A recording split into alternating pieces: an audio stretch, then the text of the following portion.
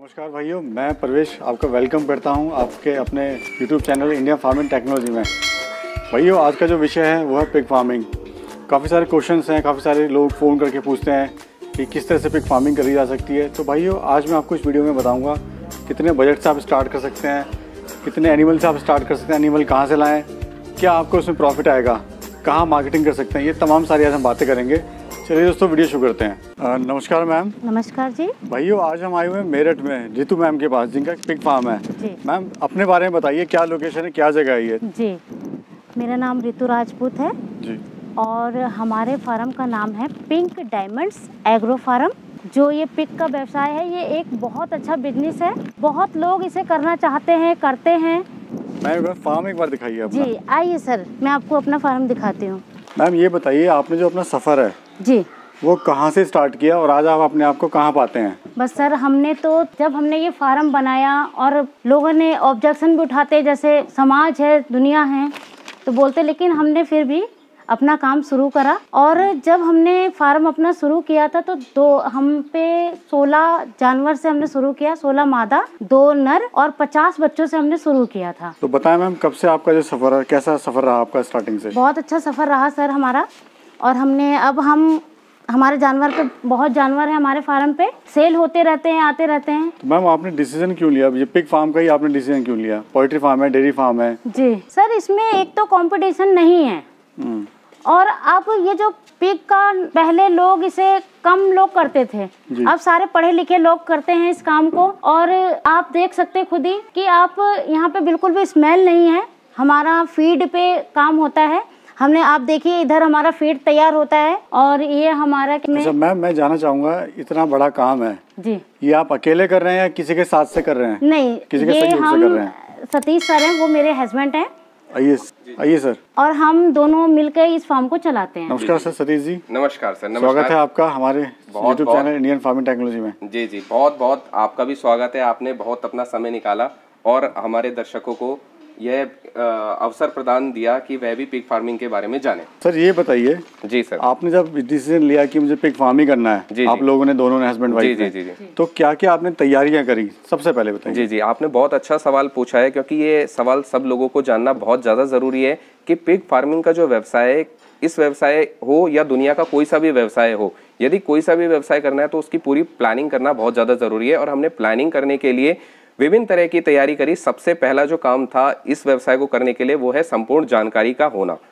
तो हमने पहले इस काम को करने के लिए संपूर्ण जानकारी हासिल करी, उसके बाद यह काम स्टार्ट किया और आज हम सफलतापूर्वक अपने कार्य को कर रहे हैं।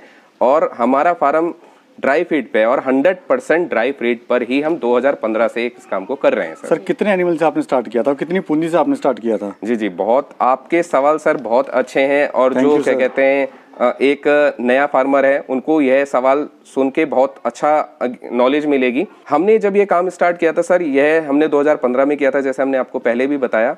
और उस टाइम पे पूंजी की जो व्यवस्था थी और आज की जो पूंजी की व्यवस्था है, वह दोनों अलग है, डिफरेंट है। पैसे का वैल्यू चेंज हो गया, आज कुछ था। तो हमने जब स्टार्ट किया था, जैसे मैडम ने भी बताया था, हमने 16 एनिमल यानी 16 फीमेल से स्टार्ट किया था और 2 बोर थे और अप्रोक्सीमेट 50 पिगलेट्स थे, है ना।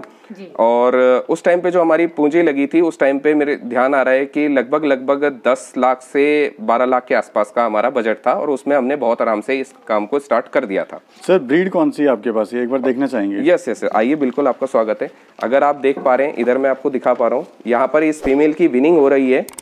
इस फीमेल को हम बोलेंगे यह लार्ज व्हाइट यॉर्कशायर है। और इसके साथ में और आपको और अन्य जानवर दिखाना चाह रहा हूँ जो अभी थोड़ा रेस्ट कर रहे हैं, क्योंकि अभी इन्होंने फीड खाया है और अभी फीड खा के सब रेस्ट कर रहे हैं। ये जो ब्रीड है लार्ज व्हाइट यॉर्कशायर ब्रीड है जी। हमारे फार्म पर। और जो सबसे कॉमन ब्रीड होती है वो लार्ज व्हाइट यॉर्कशायर या लैंड्रेस, यही दोनों कॉमन ब्रीड होती हैं। सर, एक किसान भाई को जो माइंड में बड़ा सवाल ये रहता है जी जी कि कौन सी ब्रीड लें, उसकी पहचान कैसे करें, वो असली है नकली है, क्या कि मतलब ब्रीड पे सब कुछ डिपेंड करता है। जी जी, बहुत बिल्कुल बिल्कुल सही बात कही है आपने, क्योंकि ब्रीड सबसे इम्पोर्टेंट चीज है। और ब्रीड की अगर हम बात करें तो सबसे इम्पोर्टेंट जो ब्रीड है वो लार्ज व्हाइट यॉर्कशायर ही है। क्या पहचान क्या है सर इसकी? इसकी पहचान ये है कि इसके एनिमल के कान जो होते हैं बिल्कुल सीधे स्ट्रेट होते हैं और इसका जो माउथ होता है थोड़ा सा छोटा होता है। सबसे बढ़िया पहचान इसकी जानवर की ये है। और इसमें एक और ब्रीड आती है लैंड्रेस। उस लैंड्रेस के कान जो होते हैं आंखों पे झुके हुए होते हैं जी, ये इसकी पहचान है। जी जी जी सर ये बताएं, जब आपने फार्म का डिसीजन भी ले लिया, स्टार्ट भी कर दिया, जी जी, तो कुछ ना कुछ तो दिक्कत आई आपको, आई होंगी, तो क्या क्या दिक्कतें आई थी सर? क्या क्या चुनौतियां आई थी? जो कॉमन चुनौती आती है इस काम को करने के लिए, वो सबसे पहला तो ये आता है कि हमें समाज क्या कहेगा। हम भी एक राजपूत हैं, राजपूत होने के कारण हमारा भी समाज है। तो स्टार्टिंग में हमें यही दिक्कत आई थी कि भाई आप ये काम कर रहे हो, आपको क्या दुनिया में कोई दूसरा काम नहीं मिला? सर ये बताइए, आपने ट्रेनिंग कहाँ से ली और किसान भाई को क्या सलाह देना चाहते हैं, गवर्नमेंट से करें या प्राइवेट से करें? जी जी जी, देखिए मैं अगर आपको ये कहूँ कि ट्रेनिंग मैंने दिल्ली से ली थी, और अगर मैं बात करूँ कि ट्रेनिंग कहाँ से लें, एक्चुअली अगर हम ट्रेनिंग जिससे भी ले रहे हैं वो सबसे पहले वो खुद पिग फार्मर होना उसका बहुत आवश्यक है। यदि और दूसरा पॉइंट, वह अपना फीड खुद बनाना जानकारी होनी चाहिए, यानी कि उनको अपने फीड बनाने की खुद जानकारी होनी चाहिए।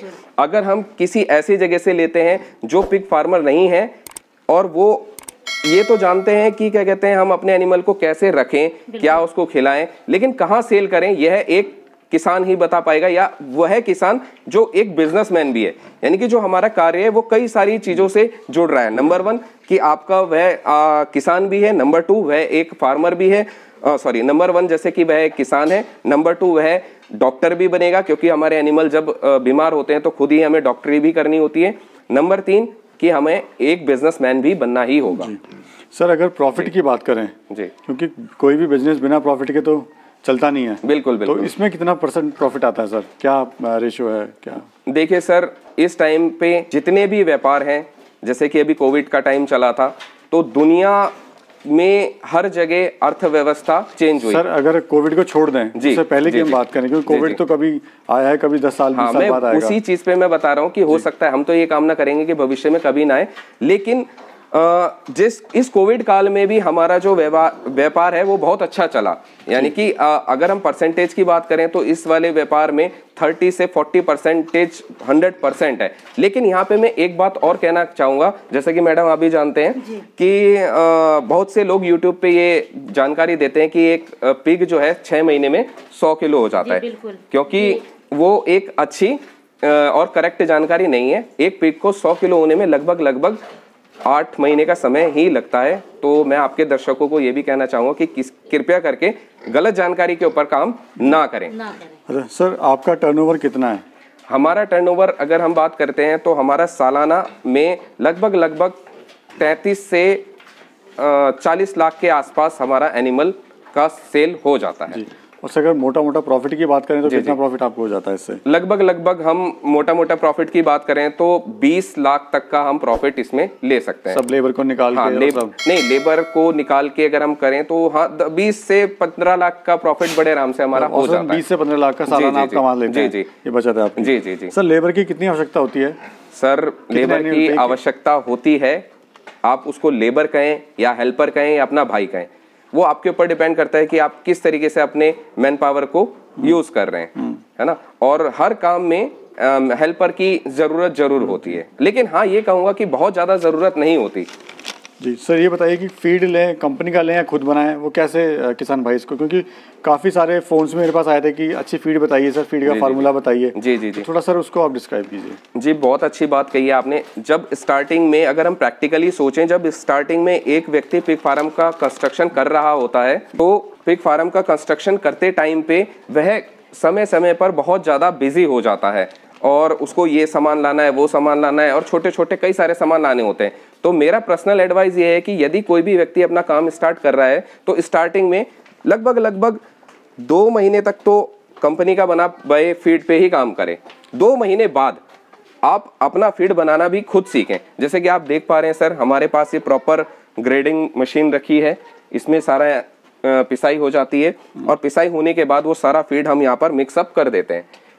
तो इस तरीके से यहाँ पर पूरा मिक्सअप हो जाता है। आप अगर दिखाना चाहो तो मैं आपको दिखा देता हूँ कि इस क्वालिटी का फीड मिलता है। तो ये क्या आप इसमें डालते हैं वो थोड़ा बताएं एक बार। सर अगर इसके बारे में बात करेंगे तो बहुत लंबा वीडियो हो जाएगा। शॉर्ट में अगर हम बताएं तो मोटा जो पड़ता है, सबसे नंबर 1 ग्रेन, यानी 70% अप्रोक्सीमेट 70% ग्रेन पड़ते हैं और 45% वाली हमें प्रोटीन चाहिए होती है, यानी कि सोया डीओसी। और उसके अलावा राइस पॉलिश होता है, उसके अलावा फैट होता है, फैट कंटेन होता है, और ऐसे करके बहुत सारे एलिमेंट्स होते हैं, इनको मिला के पूरा फीड फार्मूला तैयार किया जाता है। सर ये बताएं कि जो फीड हम खिला रहे हैं जी जी वो सही है नहीं है, वो कैसे पता लगे? वो ग्रोथ पे पता करेगा कि? बिल्कुल बिल्कुल, बहुत अच्छा आपका प्रश्न है। एक्चुअली जब हमने यह काम स्टार्ट किया था तो उस टाइम पे कोई मदद भी नहीं थी, लेकिन आज के टाइम की अगर हम बात करते हैं तो आज के टाइम पे अगर हमें जैसे बोलते हैं ना कि गाड़ी 1 लीटर तेल डाला और 23 किलोमीटर चला, तो उसको चेक करने के लिए हमें उसे टेस्ट करना पड़ता है। तो सेम इसी चीज में अगर यह हमारा लाइव स्टॉक है, इसको अगर हमें चेक करना है तो FCR निकालना बहुत जरूरी है, यानी कि फीड कन्वर्सेशन रेशो। जी सर 100 kg होने में, 0 से 100 kg होने में जी जी कितना टाइम लगता है, कितना फीड खा लेता है, कितने की फीड खा लेता है? बिल्कुल बिल्कुल, बहुत अच्छी बात है सर आपकी। एक्चुअली क्या है कि YouTube पे बहुत ज्यादा भ्रम भी फैलाया जा रहा है, तो मैं ये कहना चाहता हूँ कि YouTube पे देख के अपना फार्म बिल्कुल ना स्टार्ट करें, आप विजिट करें, फार्म विजिट करें और उसके बाद चेक करें। अब जैसे आपने ये पूछा कि कितना फीड खा लेता है, लगभग 200 kg से लेके 250 kg तक का फीड एक एनिमल पूरा 100 kg होने में खा लेता है। और अगर इसकी कॉस्टिंग की बात करें तो अप्रोक्सीमेट 6,500 से लेके 7,500 के आसपास की इसकी कॉस्टिंग आती है। डिपेंड करता है अलग अलग लोकेशन पे, कहीं पे मक्का सस्ती है, कहीं पे महंगी है। सर अगर कोई भाई 100 पिग से स्टार्ट करना चाहता है या बहुत छोटे स्केल से स्टार्ट करना चाहता है तो आप क्या सलाह देना चाहोगे? कितने बजट से स्टार्ट करे, कितने एनिमल से स्टार्ट करे? जी जी, देखिए सब कुछ डिपेंड करता है अपने बजट के ऊपर, और मोस्टली लोग जितने भी पिग फार्म करने का काम स्टार्ट करते हैं सोचते कुछ है होता कुछ है, क्योंकि प्लानिंग नहीं करते। तो सबसे पहला काम कि ट्रेनिंग जरूर लें। अगर किसी भाई को ट्रेनिंग लेनी है तो वह हमसे भी संपर्क कर सकता है। हम 2016 से यहाँ पर सफलतापूर्वक ट्रेनिंग करा रहे हैं। अगर किसी भी भाई को ट्रेनिंग लेनी है तो वह हमारे यहाँ से ट्रेनिंग ले सकता है। और मैं आपको जूम करके दिखाना चाहता हूँ कि हमारे फार्म का सर्टिफिकेट है। आप यहाँ पे अच्छी तरीके से देख पाएंगे कि यह जो सर्टिफिकेट है वो भारत सरकार द्वारा मान्यता प्राप्त संस्था के अंतर्गत ही दिया जा रहा है, और हम जो ट्रेनिंग करा रहे हैं वो 2016 से सफलतापूर्वक करा रहे हैं। तो ध्यान रखिए कि ट्रेनिंग लेकर ही काम को स्टार्ट कीजिए। सर कुछ लोग कहते हैं कि एक जो फीमेल है वो एक बार में 12 बच्चे 14 बच्चे तक दे देती है। जी जी, तो सच्चाई कितनी है सर इसमें? देखिए सर, ये एक लोग सोचते हैं कि अच्छा एक बार में इतना दे दिया तो अगली बार में 12 दे दिया, 24-25 बच्चे एक बार में साल में हो गए हैं। जी जी, आप देखिए मैं आपको ये बताना चाहूँगा, कैलकुलेशन कर देते हैं लोग कि इतने में पैसा आएगा इतना, तो वो थोड़ा सा बताएं जरा। हाँ बिल्कुल सर, आपने बहुत अच्छी बात कही है। एक्चुअली क्या है, इस बात में बहुत सारी सत्यता है और बहुत सारा भ्रम भी है। मैंने खुद अपने यहाँ एक साइंटिस्ट के यहाँ देखा था आसाम में कि उनके यहाँ पे 22 पिगलेट्स हुए थे। लेकिन इम्पॉर्टेंट ये नहीं है कि 22 पिगलेट्स का होना इम्पॉर्टेंट नहीं है। इम्पॉर्टेंट ये है कि हमारा जो विनिंग है वो 8 पिगलेट तो अवश्य हो, है ना। और क्योंकि जो 22 पिगलेट है वो अगर 100-100 ग्राम 200-200 ग्राम के हुए तो वो 8 महीने में 100 किलो कैसे होंगे? कैसे हो सकते? तो इम्पोर्टेंट, अगर कोई 14 बच्चे दे रही है कोई फीमेल, तो इम्पोर्टेंट वो नहीं है कि वो 14 बच्चे दे रही है। इम्पोर्टेंट ये कि आपको विनिंग कम से कम 8 बच्चे या 9 बच्चे की तो जरूर रखनी है। जी सर, इसका रेट क्या है पिग का? लोकल में और असम में क्या अंतर है, क्या रेट है? बहुत अंतर है। अगर आप यहाँ पर अगर हम सेल कर रहे हैं तो आज के टाइम पे भी जो अगर हम फैटनर एनिमल की सेल करते हैं तो फैटनर एनिमल 130 रुपीज केजी के आसपास सेल हो जाता है। और अगर वही एनिमल अगर हम नॉर्थ ईस्ट में जाके सेल करते हैं तो अभी एक मेरे मित्र हैं जिन्होंने एनिमल वहाँ पे सेल किया था गुवाहाटी में 175 रुपीज पर केजी के। सर एक मादा के ऊपर, फीमेल के ऊपर क्या खर्चा आता है और क्या वो मुनाफा देके जाती है? देखिए, अगर हम एक फीमेल की बात करें तो एक फीमेल लगभग क्योंकि उसका प्रेगनेंसी पीरियड 4 महीने का है, तो 4 महीने तक तो उसको प्रॉपर फीड देना ही देना है। और 4 महीने के बाद 2 महीने तक वो दूध भी पिलाती है और उसी टाइम पे उसकी विनिंग भी होनी होती है। तो लगभग एक फीमेल की अगर हम बात करते हैं तो लगभग 800 रुपए पर मंथ का उसके ऊपर खर्चा आ जाता है ड्राई फीड की अगर हम बात करें तो।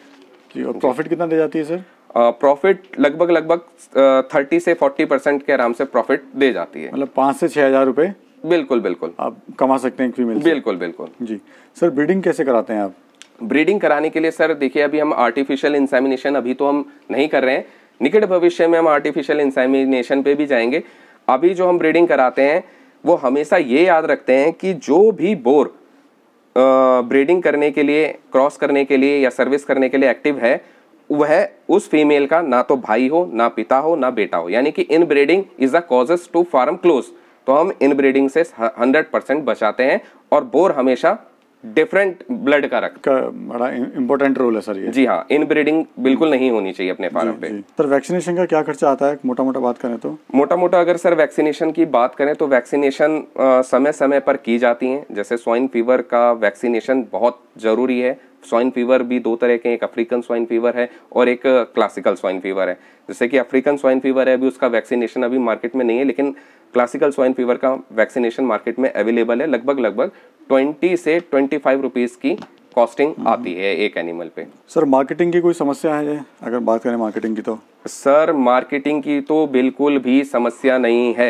यदि किसी भी व्यक्ति को कोई भी एनिमल को सेल करने में कोई परेशानी हो रही है तो वह हमसे निसंकोच होकर संपर्क कर सकता है। दूसरा सर एक बड़ा इंपॉर्टेंट सवाल है, फार्म लोग खोल लेते हैं लेकिन उसका जो रख रखाव मैनेजमेंट है उनको ये याद नहीं होता है कब किसको वैक्सीनेशन लगाया था या कब किसको क्रॉस कराना है, तो वो आप एक रिकॉर्ड जो वो कैसे मेंटेन करते हैं सर? सर देखिए, अगर हमें ये काम करना है तो थोड़ा सा टाइम तो इस काम में जरूर देना पड़ेगा, क्योंकि अगर आप रिकॉर्ड मेंटेन नहीं करोगे तो आपको कैसे पता चलेगा कि एक फीमेल क्रॉस हुई और उसको कितने टाइम बाद डिलीवरी होनी है। तो रिकॉर्ड मेंटेन करना बहुत ज़रूरी है और हम भी एक प्रॉपर रजिस्टर बनाते हैं। सिंपल रजिस्टर में हम मेंशन कर देते हैं फलानी डेट में ये हुआ और फलानी डेट में ये हुआ। जी सर, आप क्या सलाह देना चाहोगे किसान भाइयों को जो स्टार्ट करना चाहते हैं? कितने बजट से करें, कितने एनिमल से स्टार्ट करें? देखिए, दुनिया का कोई भी बिजनेस है उसके लिए एक प्रॉपर बजट और प्रॉपर प्लानिंग की आवश्यकता बहुत ज़रूरी है। तो जो हमारे नए किसान भाई हैं उनको मैं यही कहना चाहूँगा कि यदि आप प्रोग्राम कर रहे हैं या आप इस पिग व्यवसाय को करने की प्लानिंग कर रहे हैं तो सबसे पहले अपना प्रॉपर बजट बनाएं। प्रॉपर बजट कम से कम आपसे 10 to 15 लाख का तो जरूर होना चाहिए। मैक्सिमम आप 1 करोड़ से 2 करोड़ तक का लेके जा सकते हैं। जो 10 to 15 आप बता रहे हैं विदाउट शेड है सर? नहीं सर, इसमें आपका शेड भी इंक्लूड रखना होगा। मतलब आप कोशिश कीजिए कि शेड को मिनिमम से मिनिमम 5 लाख तक में बना दीजिए। अगर आप, क्योंकि देखिए हम जरूरी नहीं है कि नया ही खरीदना है। आप अगर हमारे फार्म का देखेंगे तो हमने जितना भी मटेरियल है, इसकी जो छत है ये सारी हमने पुराना मटेरियल यूज किया है। सही निर्णय आपने जी, क्योंकि इसमें अगर हम नया खरीद लेंगे तो सारी कॉस्टिंग तो हमारी कंस्ट्रक्शन में चली जाती है। तो ये सबसे मोस्ट इम्पोर्टेंट है और ट्रेनिंग जरूर लें। ट्रेनिंग लेने के बाद ही काम करें। तो 10 से 15 लाख का बजट किसान भाई लेके चलें। ऐसा नहीं कि कोई 5 लाख किसी ने इकट्ठे कर जोश में आके उसने स्टार्ट कर दिया और बाद में वो फार्म बंद हो गया। बिल्कुल, ये बहुत ज्यादा समस्या आती है, क्योंकि बिजनेस को करने के लिए पैसे की आवश्यकता 100% पड़ेगी, चाहे वो हमारा लगे, आपका लगे या सरकार का लगे। तो हम बहुत से फार्मर ऐसे हैं जो लोन लेके भी काम करते हैं। काम करना कोई बुराई नहीं है, लेकिन आपके अंदर वो जोश भी तो होना चाहिए कि हाँ, मैंने अगर सरकार से पैसा लिया है तो उसे वापस तो दे दूं।